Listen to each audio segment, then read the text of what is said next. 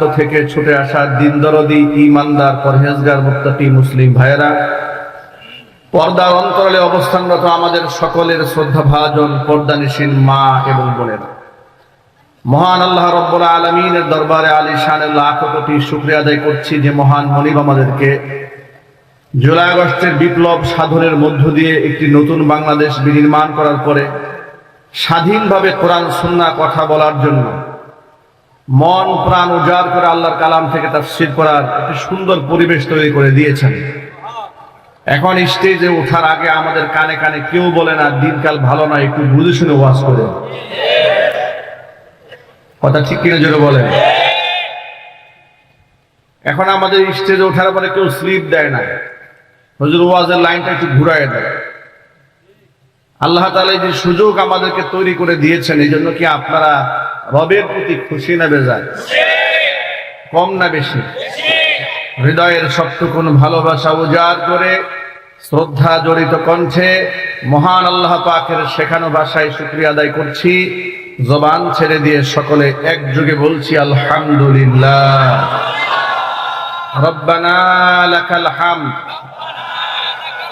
হামদান কাসীরা طيبا مباركا فيه يا ربي لك الحمد كما ينبغي لجلال وجهك وعظيم سلطانك।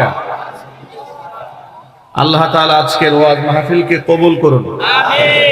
উত্তর মৌচাক জান্নাতুল বানাত মাহমুদিয়া মহিলা মাদ্রাসাকে আল্লাহ তাআলা কিয়ামত পর্যন্ত কবুল করুন। মাদ্রাসার সমস্ত হাজাত আল্লাহ তাআলা তার গায়েবে খাজানা থেকে মিটিয়ে দিন।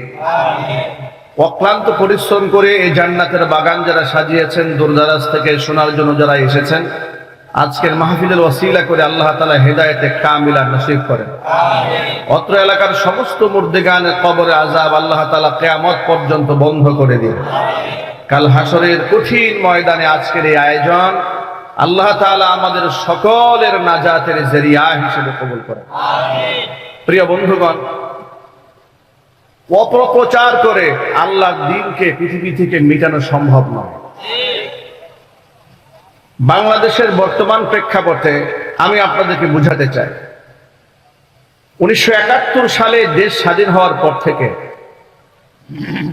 পরিকল্পিতভাবে ইসলাম এবং মুসলমানদের সাথে রাষ্ট্রের স্বাধীনতার একটা কন্ট্রাডিকশন, দূরত্ব এবং বিরোধ তৈরি করার জন্য 52 বছর ইসলাম বিদ্বেষীরা এই দেশে চেষ্টা করেছে।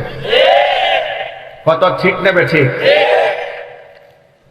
নাটক বানিয়েছে, সিনেমা বানিয়েছে, আর্টিকেল লিখেছে, সভা করেছে, সেমিনার করেছে, সিম্পোজিয়াম করেছে, টক শো করেছে, বুদ্ধিজীবীদেরকে বসিয়ে বসিয়ে চিবিয়ে চিবিয়ে দাড়ি টুপি, ইসলামী শিক্ষা ব্যবস্থা, তাহজিব, তামাদ্দুন, কৃষ্টি কালচারের বিরুদ্ধে এত বেশি প্রপাগান্ডা চালিয়েছে যাতে করে ইসলাম থেকে মুখ ফিরিয়ে নিয়ে মানুষ জাহান্নামের পথে রওনা হয়।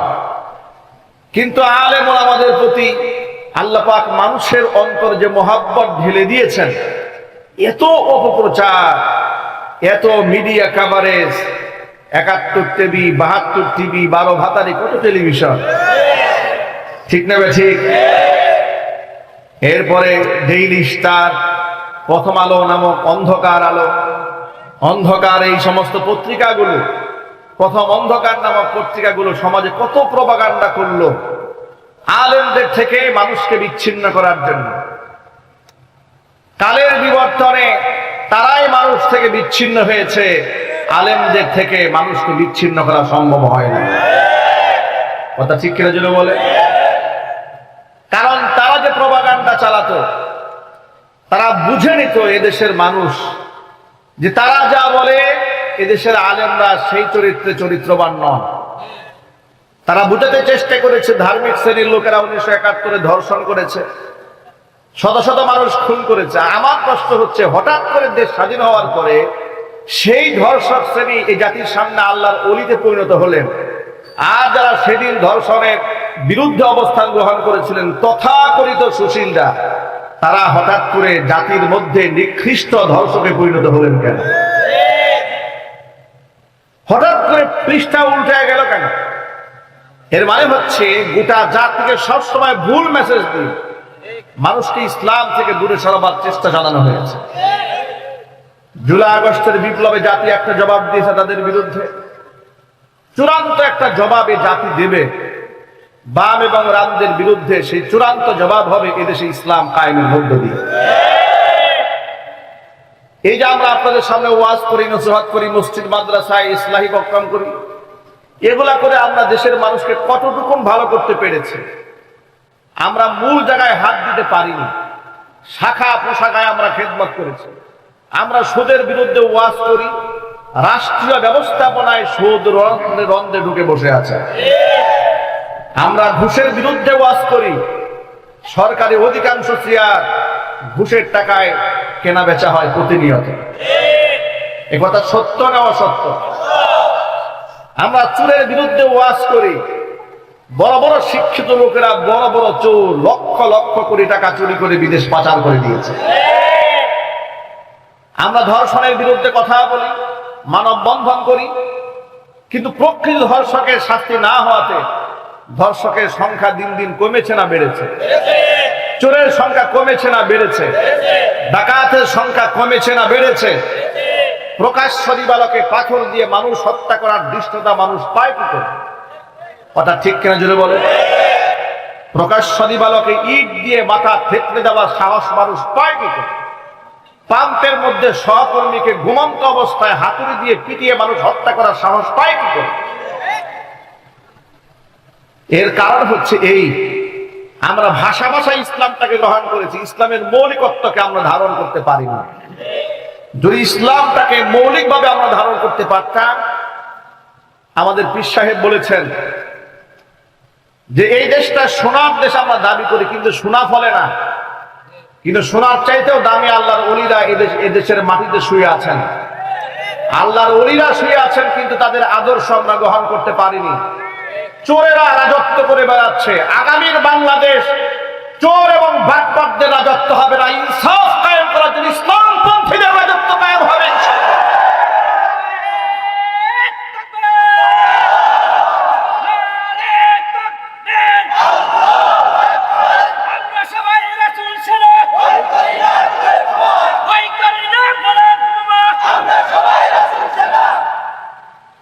প্রিয় ভাইরা আমার, ইসলাম আল্লাহ রাব্বুল আলামিনের পক্ষ থেকে দেওয়া অনন্য এক নিয়ামত। কোরআন মাজিদ আল্লাহ তাআলা দুটো নিয়ামত নিয়ে বান্দাকে খুশি হয়ে যেতে বলেছেন। কয়টি নিয়ামত নিয়ে? কোরআনের আয়াত প্রমাণ করছে। আল্লাহর নবী সাল্লাল্লাহু আলাইহি ওয়াসাল্লামকে আল্লাহ পাক বলছেন, ও নবীজি, কুল বিফাদলিল্লাহি ওয়া বিরাহমাতিহি ফাবিযালিকা ফালইফরাহু হুয়া খায়রুম মিম্মা ইয়াজমাউন। নবীজি দুইটা জিনিস নিয়ে মানুষদেরকে আপনি খুশি হয়ে যেতে বলেন। এক হচ্ছেন বিফাদলিল্লাহি ওয়া বিরাহমাতিহি, আমি আল্লাহ পাকের করুণা এবং রহমত। শাব্দিক অর্থ মুফাসসিরিনে কেরাম লিখেছেন, ফাদলুন মানে হচ্ছে কোরআন, আরেকটা বর্ণনার মধ্যে সে ফাদলুন মানে হচ্ছে ইসলাম, ওয়া বিরাহমাতিহি মানে তার নবী মুহাম্মদ সাল্লাল্লাহু আলাইহি ওয়াসাল্লাম। অর্থাৎ মানুষ যেন আল্লাহর দেওয়া জীবন ব্যবস্থা ইসলাম নিয়ে এবং আল্লাহর দেওয়া এই উম্মতে মুহাম্মাদের জন্য শ্রেষ্ঠতম উপহার বিশ্বনবী মুহাম্মদ রাসূলুল্লাহ সাল্লাল্লাহু আলাইহি ওয়াসাল্লামকে নিয়ে মানুষ যেন খুশি হয়ে যায়। হুয়া খায়রুম মিম্মা ইয়াজমাউন, পৃথিবীতে মানুষ যত সম্পদ জমা করে সকল সম্পদের চাইতে দামি সম্পদের নাম ইসলাম এবং মুহাম্মদ সাল্লাল্লাহু আলাইহি ওয়াসাল্লাম। ইসলামের চেয়ে দামি সম্পদ আর নাই। আল্লাহু আকবার বলেন। ইসলামটাকে যদি আমরা ব্যক্তি জীবনে, পারিবারিক জীবনে, সামাজিক অঙ্গনে ইসলামটাকে যদি আঁকড়ে ধরে রাখতে পারতাম, পৃথিবীর কোন জালেম আমাদের চোখে চোখ রেখে কথা বলতে সাহস পেত না। আজকে ইসরায়েলে মুসলমানদেরকে ইসরায়েলি পশু সৈন্যরা ফিলিস্তিনের মাটিতে গণহত্যা চালায়, মুসলমানরা শুধুমাত্র পত্র পত্রিকায় বিবৃতি দেয়, কিন্তু আসল কোন অ্যাকশনে যেতে পারে না। সৌদি আরব শুধু দুঃখ প্রকাশ করে, কাতার শুধু দুঃখ প্রকাশ করে, তুরস্ক শুধু দুঃখ প্রকাশ করে, কিন্তু তাদের পাশে দাঁড়ানো তাদের দ্বারা সম্ভব হয় না। তার কারণ তারা দুনিয়া গ্রহণ করেছে, ইসলামটাকেই তারা ছেড়ে দিয়েছে। একটা মূলনীতি মনে রাখবেন, ইহুদি আর খ্রিস্টান, এই পৃথিবীর মধ্যে ইহুদি আর খ্রিস্টানেরা কোনদিন মুসলমানদের উপর সন্তুষ্ট হবে না। আপনি এদেরকে যত বেশি হাদিয়া দেন না কেন, যত এদেরকে প্রভু মানেন না কেন, যত এদের আনুগত্য স্বীকার করেন না কেন, আপনার প্রতি ততক্ষণ সন্তুষ্ট হবে না যতক্ষণ আপনি আপনার ধর্ম বাদ দিয়ে ওদের ধর্মের অনুসারী না হন। তার সবচেয়ে বড় প্রমাণ লক্ষ্য করেন, কয়েকদিন আগে ইসরায়েল কাতারে হামলা করেছে। কথা ঠিক কিনা জুড়ে বলে? অথচ ইসরায়েলের নেতানিয়াহু আমার মনে হয় যে টয়লেটেও যায় না ডোনাল্ড ট্রাম্পের অনুমতি ছাড়া। কথা ঠিক না ব্যাঠিক জুড়ে বলে? আমেরিকার পারমিশন ছাড়া মনে হয় বাথরুমও যায় না। তাহলে সে কাতারে হামলা করলো ট্রাম্পের পারমিশন ছাড়া হামলা করেছে? না, হামলা করেনি। কিন্তু আমি মন্তব্যে বলেছিলাম যে কাতারের উপর শুধু হামলা কেন, কাতার, সৌদি আরব, লেবানন, তুরস্ক, মধ্যপ্রাচ্যের সবগুলো দেশে ইসরায়েলের হামলা করা উচিত। কারণ সবগুলা দেশের শাসকরা মুনাফিকের ভূমিকা উত্তীর্ণ হয়েছে। ফিলিস্তিনের মানুষ যখন কান্দে, ফিলিস্তিনের মুসলমানেরা, শিশুরা, নারীরা যখন নির্যাতিত হয়, নিগৃহীত হয়, নিষ্পেষিত হয়, ক্ষুধার্ত ভাবে জীবন্ত কঙ্কাল হয়ে বেঁচে রয়, জীবন্ত মমি হয়ে বেঁচে আছে তারা আজকে, ঠিক ওই মুহূর্তে দুবাই শাসকের মেয়ের বিবাহ হয় পশ্চিমা অঞ্চলের একজন গায়কের সাথে। শুধু কি তাই, কাতারে ডোনাল্ড ট্রাম্পকে দাওয়াত দিয়ে $400 বিলিয়ন বিমান উপহার দেওয়া হয় ট্রাম্পকে খুশি করার জন্য। কাফেরদেরকে পদলেহন করে মুসলমানরা নিজেদের সম্পদ তাদের পায়ের কাছে ঢেলে দিয়েছে। বিনিময়ে কি তারা আমেরিকার সাপোর্ট পেয়েছে? না, বিনিময়ে কিছু বোমা পেয়েছে। এটা কোরআনে কারিমের, সে কথা বিশ্বাস করতে হবে। আল্লাহ পাক 1000 বছর আগে কথা স্পষ্ট করে দিয়েছেন, ওয়ালান তারদা আনকাল ইয়াহুদ ওয়ান নাসারা হাত্তা তাত্তাবিআ মিল্লাতাহুম। নবীজি, ইহুদি আর খ্রিস্টানেরা কশিনকালেও আপনার উপর সন্তুষ্ট হবে না যতক্ষণ না পর্যন্ত আপনি আপনার নিজের ধর্ম বাদ দিয়ে তাদের ধর্মের অনুসারী না হবে। এই কথাটা কার? একটু জোরে আওয়াজে বলেন। তাহলে আপনি ইহুদি আর খ্রিস্টানদের খুশি করতে পারবেন না নিজের ধর্ম বাদ দেওয়ার আগ পর্যন্ত। এখন আমি আপনাদেরকে জিজ্ঞেস করতে চাই, আমরা কি ইহুদি খ্রিস্টানদেরকে খুশি করতে চাই না আল্লাহকে খুশি করতে চাই? আর জোরে বলুন, কাকে? আপনি হয়তো মনে মনে ভাববেন, কাতারে আমেরিকার ঘাঁটি আছে, সৌদি আরবে ঘাঁটি আছে, এমনকি উপমহাদেশের সবচেয়ে বড় ঘাঁটি কাতারে আমেরিকার রয়েছে, সুতরাং তাদের কথা তো একটু মানতেই হয়। আমার প্রশ্ন হচ্ছে, আমেরিকা খ্রিস্টান আর ইহুদিদেরকে আপনার কলিজার মধ্যে জায়গা দিয়েছেন, এই পাপের প্রায়শ্চিত্ত তো আপনাকে ভোগ করতেই হবে। শুধুমাত্র ইসলামটাকে যদি এদেশের এই পৃথিবীর মুসলমানরা ধারণ করতে পারত, তাহলে জিল্লতির মালা এই পৃথিবীর মুসলিম উম্মাহকে গ্রহণ করতে হতো না। আজকে গোটা পৃথিবীর সব জায়গায় মুসলমানরা লাঞ্ছিত। পৃথিবীর দ্বিতীয় বৃহত্তর মুসলিম দেশ বাংলাদেশে মুসলিম আলেম ওলামারা যে পরিমাণ নিগৃহীত, নিষ্পেষিত হয়েছে, যে পরিমাণ রক্ত মুসলিম উম্মার ঝরেছে মুসলমানদের দেশে, ইহুদি খ্রিস্টানদের দেশে মুসলমানদের এত রক্ত ঝরে না। বাংলাদেশে মুসলমানদের রক্ত ঝরে, ভারতে মুসলমানদের রক্ত ঝরে, মিয়ানমারে মুসলমানদের রক্ত ঝরে, চায়নার উইঘুরে মুসলমানদের রক্ত ঝরে, ফিলিস্তিনের মাটিতে মুসলমানদের রক্ত ঝরে, সিরিয়াতে মুসলমানদের রক্ত ঝরে, ইয়ামানে মুসলমানদের রক্ত ঝরে। গোটা দুনিয়ার মধ্যে শুধু মুসলমানদের রক্ত ঝরার কারণটা কি? অন্তত ইসলাম তো পৃথিবীতে রাজত্ব করার জন্য এসেছে, ইসলাম দাসত্বের জন্য আসে নাই। কোরআন বলেছে, হুয়াল্লাযী আরসালা রাসূলাহু বিল হুদা ওয়া দীনিল হাক্কি লিইয়ুযহিরাহু আলাদ-দীনি কুল্লিহি। তার রাসূলকে আল্লাহ পাঠিয়েছেন সত্য দিন দিয়ে, গোটা দুনিয়ার সমস্ত বাতিল দিনের উপরে ইসলামটাকে বিজয়ী করার জন্য আল্লাহ পাক পাঠিয়েছিলেন। সাহাবায়ে কেরামের জামানায় ইসলাম বিজয়ী ছিল, ঠিক কিনা জোরে বলেন? নবীজি সাল্লাল্লাহু আলাইহি ওয়াসাল্লামের জামানায় ইসলাম বিজয় লাভ করেছে। এখন কি হলো? তখন তো মুসলমানদের সংখ্যা ছিল কম। বর্তমান পৃথিবীতে প্রায় 2.25 কোটি মুসলমানদের এত সংখ্যা থাকার পরে মুসলমানদের গালাবা নাই, মুসলমানদের বিজয় নাই, মুসলমানদের শুধু পরাজয় এবং গ্লানি বহন করতে হয়। তার কারণটা কি? তার কারণ একটা, উমরে ফারুক রাদিয়াল্লাহু তাআলা আনহুর একটা ঘটনা সামনে আসলে খুব সহজে বুঝতে পারবেন। খলিফাতুল মুসলিমিন, আমিরুল মুমিনিন উমর ইবনুল খাত্তাব রাদিয়াল্লাহু তাআলা আনহু মদিনাতুল মুনাওয়ারা থেকে ফিলিস্তিনের উদ্দেশ্যে রাষ্ট্রীয় সফরে বের হয়েছেন, একেবারে জীর্ণ শীর্ণ পোশাকে। এমন সময় তার সাথী সঙ্গী যারা ছিলেন তারা পছন্দ করলেন না। মনে মনে ভাবলেন, হযরত ওমর যদি জামাটা চেঞ্জ করে ভালো একটা জামা পরে যেত, মুসলমানদের আভিজাত্য প্রকাশ পেত। যেই ফিলিস্তিনে সে যাচ্ছে, সেখানে গেলে তো এই পোশাকে গেলে তার কদর হবে না, কারণ পৃথিবীতে পোশাকেরও একটা ভিন্ন মূল্যায়ন আছে। কথা বলেন না ভাই, আছে না? নাই? শুধু পোশাকের একটা স্ট্যাটাস আছে না? কথা বলেন। শেখ সাদি রাহিমাহুল্লাহ গল্প শুনেছেন না? এক জায়গায় তিনি দাওয়াতে গেছেন, খুব জীর্ণ শীর্ণ পোশাকে পড়েছেন। তো দাওয়াতে যাওয়ার পরে তো তাকে খুব একটা আপ্যায়ন করে না, খাবার টাবার খুব একটা দেয় না।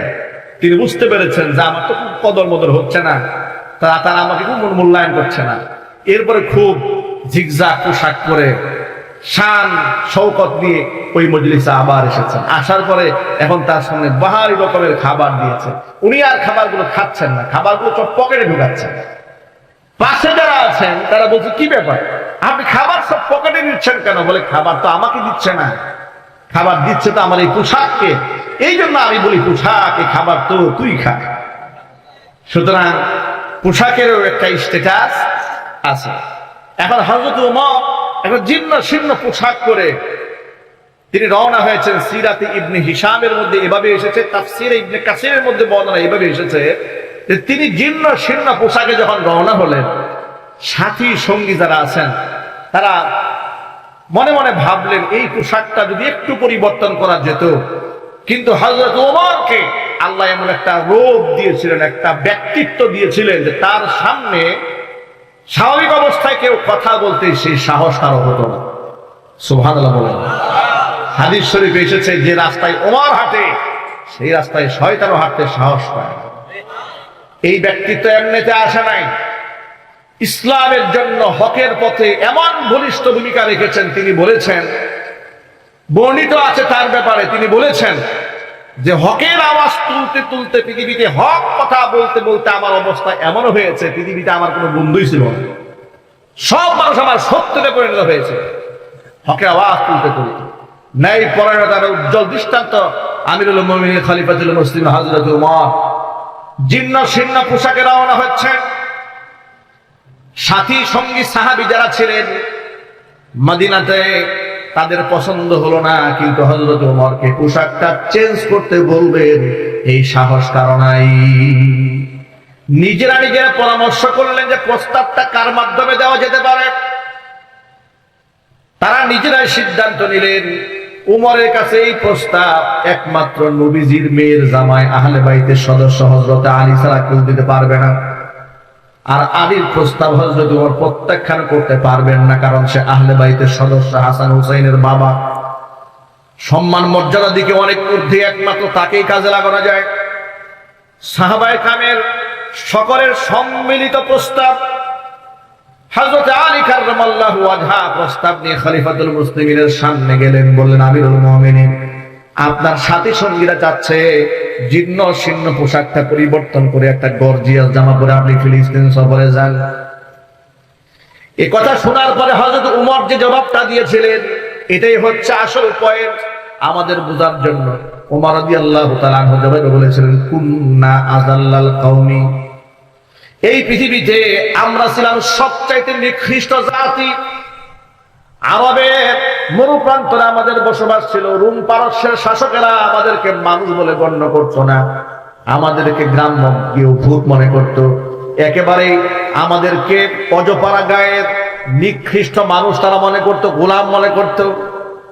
ঠিক ওই জায়গা থেকে ইসলামের কারণে আল্লাহ তাআলা কত সম্মান আমাদেরকে দান করেছেন। ফাআযানা বিল ইসলাম, ইসলাম দিয়ে আল্লাহ আমাদের এত সম্মানিত করেছেন। রোম পারস্যের শাসকেরা এখন শুধু আমাদের সম্মান করে না, আমাদের চিন্তা করে আল্লাহ পাক ওদের রাতের ঘুমটা হারাম বানিয়ে দিয়েছে।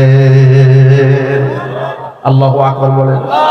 হযরত ওমর বলেন, শোনা, এই পোশাক দিয়ে আমরা পৃথিবীতে সম্মানিত হইনি, আমরা সম্মানিত হয়েছি একমাত্র ইসলামের কারণে।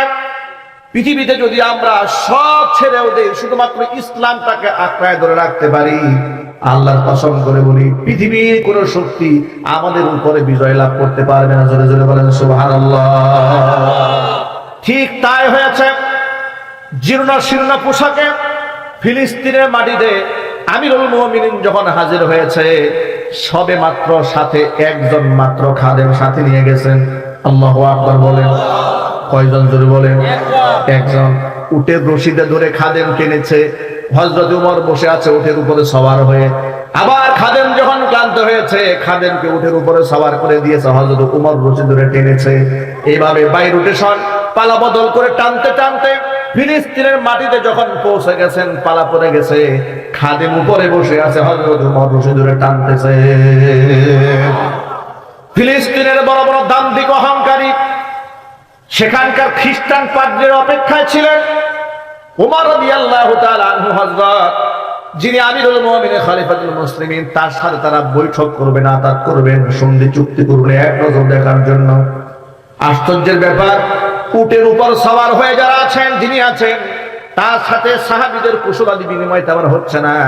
যিনি উটের রশি ধরে টেনে আসলেন, সবাই তাকে সালাম দিচ্ছে, মুসাফা করছে, হালচাল জিজ্ঞেস করছে। মুসলমানেরা, খ্রিস্টান পাদ্রীরা মুসলিমদের জিজ্ঞেস করলো, আচ্ছা তোমাদের খলিফাকে, খলিফাকে যে রাখাল, যে খাদেম রশি টেনে আনলো, তাকে নিয়ে তোমরা সব ব্যস্ত হয়ে পড়েছো, কিন্তু যিনি বসে আছেন তার কোনো খোঁজখবর তোমরা নিলে না। বলে উটের রশি ধরে যিনি টেনে এসেছেন, তিনি হচ্ছেন খলিফাতুল মুসলিমিন। একটু জোরে আওয়াজে বলতে হবে সুবহানাল্লাহ। ইতিহাসের পাতায় সোনার অক্ষরে লিখিত আছে। এই দৃশ্যগুলো খ্রিস্টান পাদ্রী দেখার পরে স্পষ্ট ভাষায় বলেছিলেন, আমরা মুসলমানদের খলিফার সাথে চুক্তিবদ্ধ করতে চেয়েছিলাম এই দৃশ্য দেখার জন্য। কারণ ইতিহাসের পাতায় না, আমরা আমাদের কিতাব তাওরাত ইনজিলের মধ্যে আমরা পড়েছি, শুধুমাত্র মুহাম্মদ সাল্লাল্লাহু আলাইহি ওয়াসাল্লামের আকার ইঙ্গিত সেখানে দেওয়া হয়েছে, তা নয় তার যে বিশিষ্ট চারজন খলিফা হবেন, সেই চারজন খলিফার জীবনীও সেখানে লেখা আছে। সেখানে ইঙ্গিত দেওয়া আছে, যার হাতে ফিলিস্তিনের বিজয় হবে, মসজিদে আকসার চাবি যার হাতে দেওয়া হবে, সেই ব্যক্তি যখন এই ফিলিস্তিনের মাটিতে পা রাখবেন, তার হাতে থাকবে উটের রশি। জোরে জোরে বলেন সুবহানাল্লাহ। ভাইরা আমার, আমি এই মেসেজ দিয়ে আপনাদেরকে শুধুমাত্র এই কথা বোঝাতে চেয়েছি, সাহাবায়ে কেরাম এই উপলব্ধি নিয়েছিলেন যে পৃথিবীর সব ছাড়তে পারে, শুধু ইসলামটাই ছাড়া যাবে না।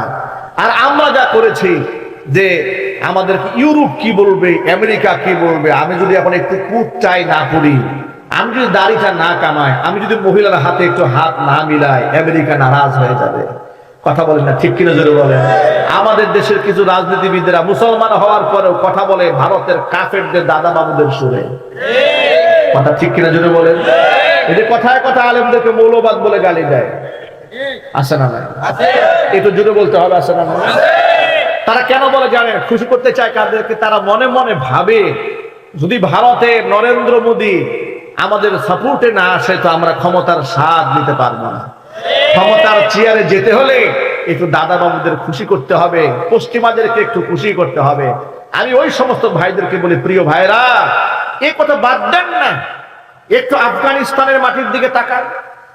আফগানের মাটির দিকে তাকিয়ে দেখুন, বাতিলের চোখে চোখ রেখে কিভাবে বিজয় ছিনিয়ে আনতে হয়। তারা তো একবার তোয়াক্কা করে নাই আমেরিকা কি বলবে, তারা তো চিন্তা করে নাই ইসরায়েল কি বলবে। গোটা পৃথিবীর সমস্ত মিডিয়া আফগানের বিরুদ্ধে লাগিয়ে দিয়েছে। এতে কি হয়েছে? আফগান 3 বছরে 300 বছর এগিয়ে গেছে। একটু চিৎকার দিয়ে বলতে হবে সুবহানাল্লাহ। সুতরাং আমি আমার ভাইদেরকে এই কথাটাই বুঝাতে চাই, ভারত কি বলবে, আমাকে পশ্চিমারা কি বলবে, ওই চিন্তা মাথায় না রেখে আমাকে মনে রাখতে হবে আমার আল্লাহ কি বলবেন। এই মূলনীতি নিয়ে যদি আমরা সামনের দিনগুলো কাটাতে পারি, ইনশাআল্লাহ এই দেশটাকে আল্লাহ দারুল আমান বানাবেন, দারুল সালাম বানাবেন।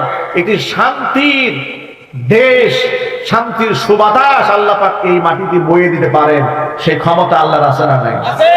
একটু যদি বলতে পারছে না নাই? আর সেজন্য আমাদেরকে কোরআন কারীমের পথে আসতে হবে। আল্লাহর কোরআন দিয়ে দেশ, সমাজ, রাষ্ট্রকে পরিচালনা করার স্বপ্ন দেখতে হবে।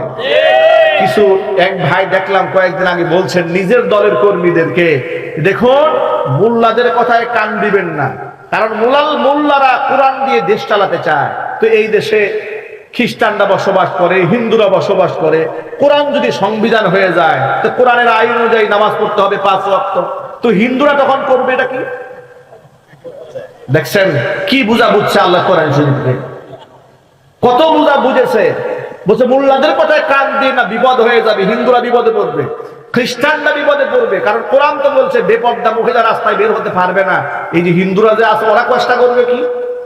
মাথা নষ্ট হয়ে গেছে, বুদ্ধিজীবীর মাথা নষ্ট হয়ে গেছে, পাগল এই কথা বুঝে নাই। আল্লাহ রাব্বুল আলামিন এই কোরআন শরীফে শুধুমাত্র মুসলমানদের অধিকার নিয়ে কথা বলেননি, বিশ্ব মানবতার মুক্তির জন্য আল্লাহ রাব্বুল আলামিন এই কোরআন মাজিদে যত প্রকারের তত্ত্ব উপাত্ত দরকার, আহকামাত দরকার, বিধিবিধান দরকার, এক কথায় কোরআন মাজিদের মধ্যে আল্লাহ পাক সৃষ্টি কুলের সর্বশ্রেষ্ঠ সমাধান দান করেছেন। সুবহানাল্লাহ। আমি আপনাদের কাছে ছোট্ট একটা প্রশ্ন করে জবাব দিবেন, কোরআনে কি জুলুম আছে? বেইনসাফ আছে? পার্সিয়ালি আছে? স্বজনপ্রীতি আছে? আজকে বাংলাদেশে স্বজনপ্রীতি নাই? একটু জোরে বলতে হবে। ঘুষ বাণিজ্য নাই? অনেকে মনে করেন যে জুলাই আগস্টে দেশ স্বাধীন হয়ে গেছে, দেশে সব জুলুম বন্ধ হয়ে গেছে। কি জুলুম বন্ধ হয়েছে?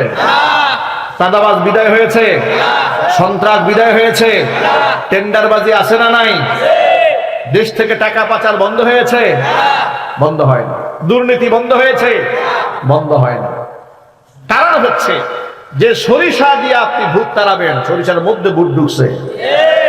যে বেড়া দিয়েছেন ছাগলে যেন ক্ষেত না খায়, বেড়ায় ক্ষেত খাওয়া শুরু করেছে। যে আইন শৃঙ্খলা রক্ষাকারী বাহিনী দেখে আপনি আইন সুশৃঙ্খল রাখবেন, সে আইন শৃঙ্খলা রক্ষাকারী বাহিনী প্রকাশ্যে বেআইনি কর্মকাণ্ড শুরু করে দিয়েছে। কথা ঠিক না ব্যাঠিক জোরে বলে? এই জন্য গোটা রাষ্ট্রে একটা আমূল পরিবর্তন সাধন হওয়া দরকার। সংবিধান পরিবর্তনের কথা বললে কিছু লোকেরা খুব কষ্ট পান, যে না এটা পরিবর্তন করা যাবে না। তাদের ভাবসাব দেখে মনে হয় ওই সংবিধানটা জিবরাইল নিয়ে আসছে, যেটা ওহী, পরিবর্তন করা যাবে না। কিন্তু আবার নিজেরাই কিন্তু সময় মতো পরিবর্তন করে। কথা বলেন ঠিক কিনা যদি বলেন? শুধু সংবিধান না, সুবিধা মতো আইনও পরিবর্তন করেন। কাদের মোল্লাকে ফাঁসি দিতে গিয়ে এদেশে আর নতুন করে আইন সংশোধন করা হয় নাই। এর মানে যদি তারা কাউরে মারতে চায় আইন পরিবর্তন করবে, কিন্তু তাকে মেরে ছাড়বে।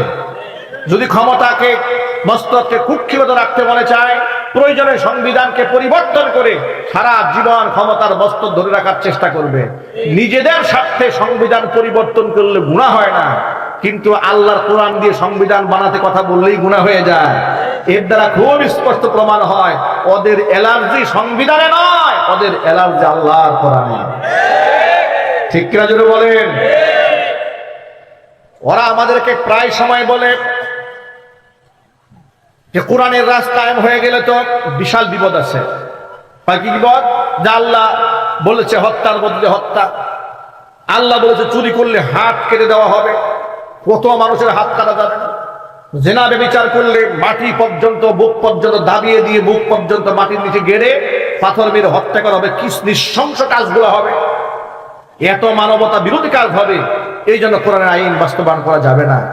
আমি আমার সকল ভাইদেরকে বলি যে কোরআনে কারীমের আইন বাস্তবায়ন হলে আপনাদের তো ভয় হওয়ার কথা নয়। কোরআনে কারীমের শাসন ব্যবস্থাকে ভয় করবে চোর এবং ডাকাতেরা, ভয় করবে লম্পট এবং বদমাশেরা, যারা নাইট ক্লাবে যায়। আপনি যদি তার ভয় পান, এর দ্বারা আপনার চরিত্র জাতির সামনে পরিষ্কার হয়ে যায়। চোরের রাস্তা খুলতে চান না? এই জাতি চোরের